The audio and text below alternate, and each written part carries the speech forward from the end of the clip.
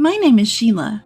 I'm 36, working part-time at a supermarket while raising 2 daughters, a 12-year-old and a 10-year-old. We live as a family of 4 with my husband, Tommy. Life was comfortable and happy. I genuinely believed our peaceful days would continue as I watched my lovely daughters grow.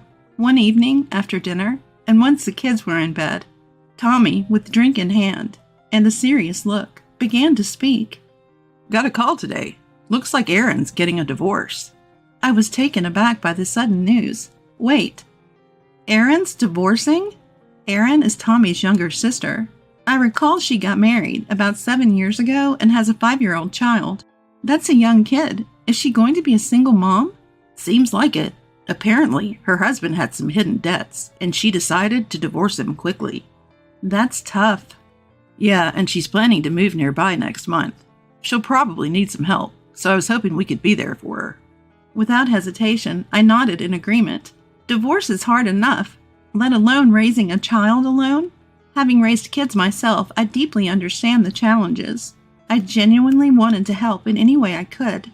Let Erin know she can reach out anytime she needs something. Thanks. We should support Aaron from now on. Little did I know that this casual promise would lead to unexpected events.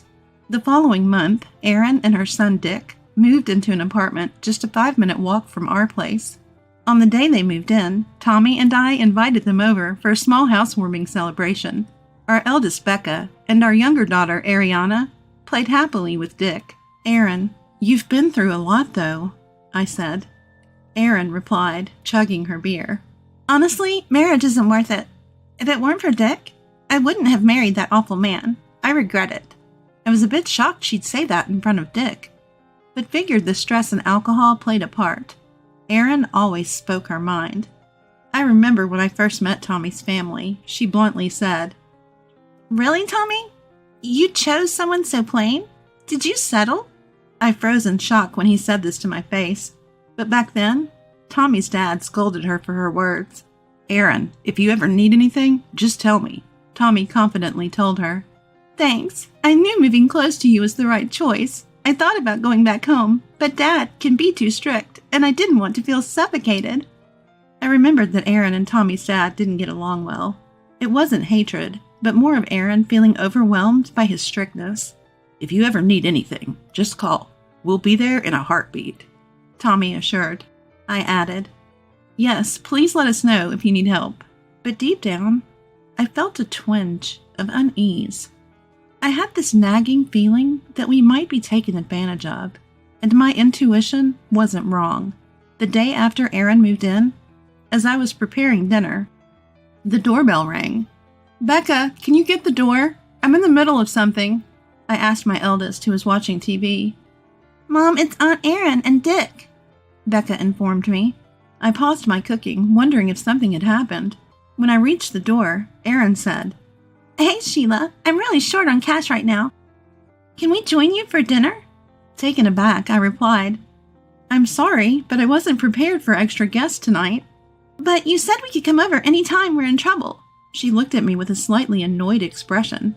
I did say she could come over, but not without a heads up. Just then, Tommy came home from work. Upon hearing the situation, Tommy said, "Erin's going through a lot. Let her have a good meal here." So I decided to order delivery for Erin and Dick. After dinner, they even took showers at our place before leaving. "Erin, we need some notice before you come over. Can you let us know in advance next time?" I asked as she was leaving. Before Erin could respond, Tommy interjected.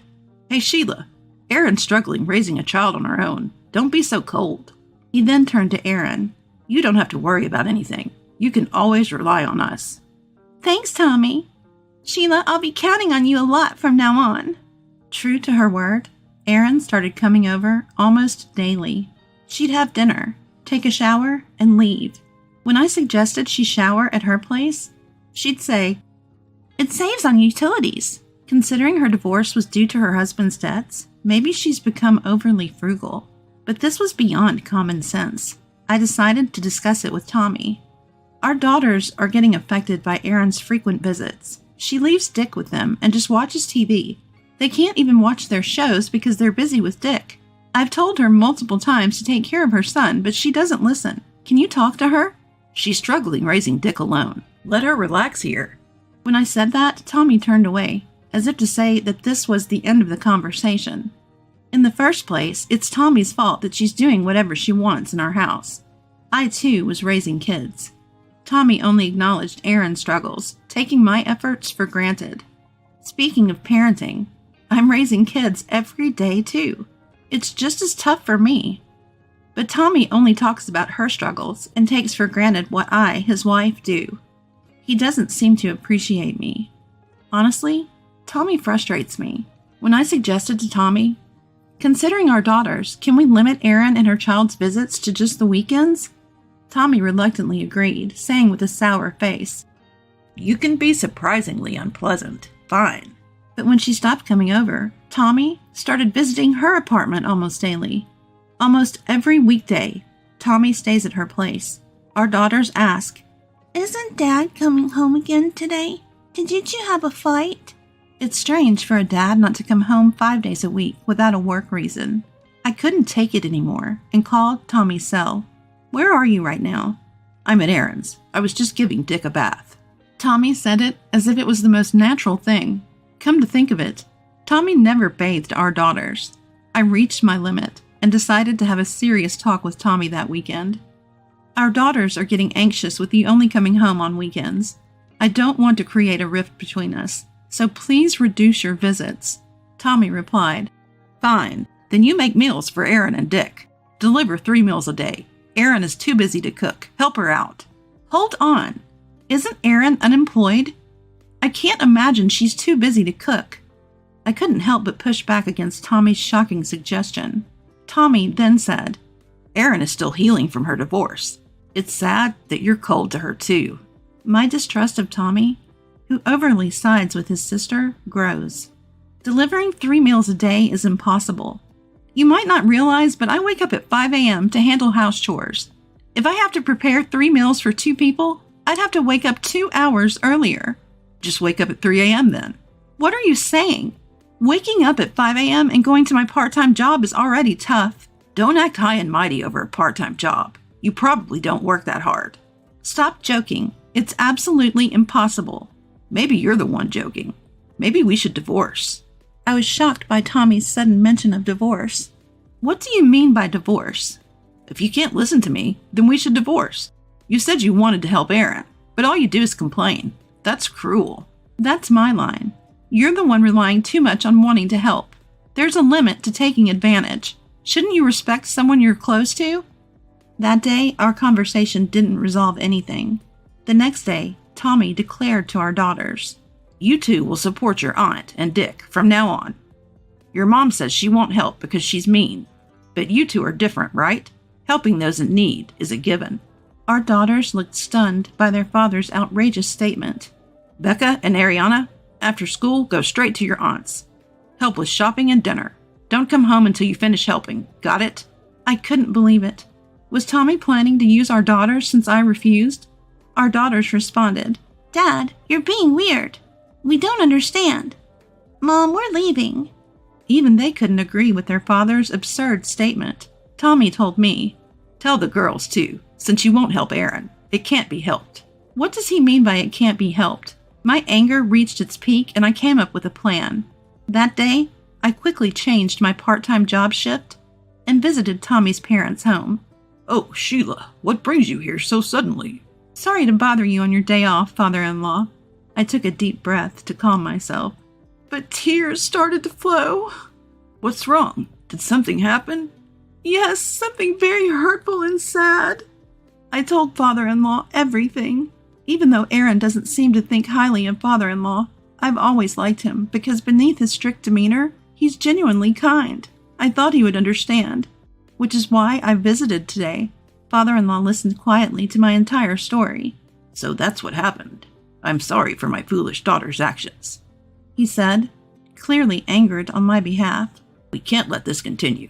Leave it to me. I'll set them straight. His reassuring words brought a smile to my face. You finally smiled, father-in-law said, looking at me kindly. You looked so distressed when you arrived, I was worried. Now let's go. With renewed determination, I stood up. Aaron, we're coming in. Father-in-law and I visited Aaron's apartment. Oh, Dad, why are you here all of a sudden? What do you mean by why? And what's with this messy room? What do you do all day? The room was a mess, with trash everywhere. The bed was unmade. There was a terrible smell, probably from food waste in the sink. I wondered if she and Dick lived like this, but he wasn't there. Where's Dick? Father-in-law immediately asked on my behalf. Oh, I left him at a child care center. A child care center? Since when and which one? Getting a spot in a local child care center is competitive. I had a hard time enrolling my daughters. Plus, Tommy never mentioned this. Something seemed off. That's none of your business, Aaron replied, sounding flustered. Of course it's our business. Are you really sending him to a child care center? Father-in-law pressed her with a sharp gaze. Cornered, Aaron finally admitted. I leave him with a neighbor downstairs during the day. You know this neighbor? No, but they have a 4-year-old, so I thought it was okay. If there was a scale for audacity, she'd score high. You fool! Go get Dick right now! Father-in-law shouted, and she hurriedly left to bring back Dick. What were you thinking? You've caused Sheila so much trouble. Explain yourself. Well, Tommy said I could use Sheila however I wanted. He said she'd do anything he asked. She said without any remorse. Wait, is that true? Did Tommy really say I could be used like that? Yes, he said you're like his servant. He even said to use your daughters if needed. I can't believe that man. To think he viewed his wife and daughters in such a way? Father-in-law was equally shocked. Thankfully, Aaron's loose lips revealed the truth. While she had her issues, it was clear Tommy was the main problem. I decided I would never forgive Tommy. Father-in-law and I waited for Tommy at Aaron's apartment. Aaron, I'm home. Tommy, returning with high spirits, froze upon seeing father-in-law sitting silently. Dad, why are you here? We've been waiting. Sit down. Father-in-law pointed to the sofa in front of him. Why the sudden visit? You startled me. Tommy tried to brush it off with a smirk. Just sit down. With a stern command, Tommy quickly sat up straight. You've been doing whatever you pleased, haven't you?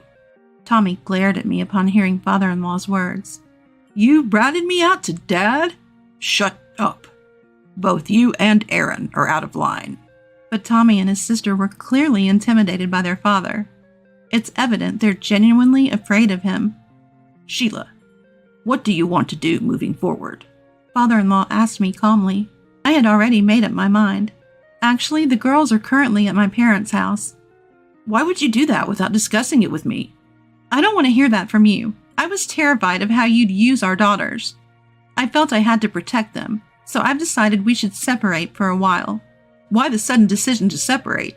Don't be ridiculous. It's not sudden. You've barely been home on weekends. Weren't you the one who first mentioned divorce? That was just a joke. I won't accept a separation. Tommy was adamant about refusing my proposal. Then father-in-law spoke up. There's a process called mediation divorce. Father-in-law said so and told me about the legal process of divorce. He explained the legal proceedings of divorce, the benefits of hiring a lawyer, and how to gather evidence to strengthen my case. Turns out, father-in-law is a practicing attorney. Now I understand why Tommy and Aaron fear him. They know how father-in-law champions those facing injustices. Regardless of being his children, father-in-law would uphold justice without bias. It's puzzling how such a straightforward man could have such selfish children. I'm on Sheila's side. What's right should prevail. Father-in-law's words warmed my heart. After a 3-month separation, Tommy and I divorced. I thought it would lead to mediation, but Tommy agreed after father-in-law's persuasion. I don't know what was discussed, but Tommy's words, I don't want to go against Dad, hinted at intense pressure. Tommy probably realized he stood no chance against father-in-law, a skilled attorney. It was a clear victory for father-in-law. I told Tommy, how does it feel to be bitten by your own dog? He just looked down, saying nothing. He probably always looked down on me. It's a bit sad to think about. After the divorce, Erin lost the financial support she received from father-in-law. You can't always rely on others. If you need money, work for it. When you think of someone else, you can overcome any hardship. Inspired by father-in-law's words, Aaron started working part-time and is now raising Dick with determination. After the divorce, I changed jobs. From a part-time job, I became a full-time employee. I wanted to provide a better life for my daughters. It was challenging to find full-time employment initially, but that frustration drove me to improve my skills. I now see my divorce from Tommy as a blessing in disguise. I still have a good relationship with father-in-law. My daughters adore their grandfather, sharing their achievements and gifting him with things like music boxes they made at school. Father-in-law is irreplaceable to me. I cherish our relationship and feel fortunate to have such a respectable father-in-law by my side. I hope to be as admirable to my daughters as father-in-law is to me as I continue my journey in life.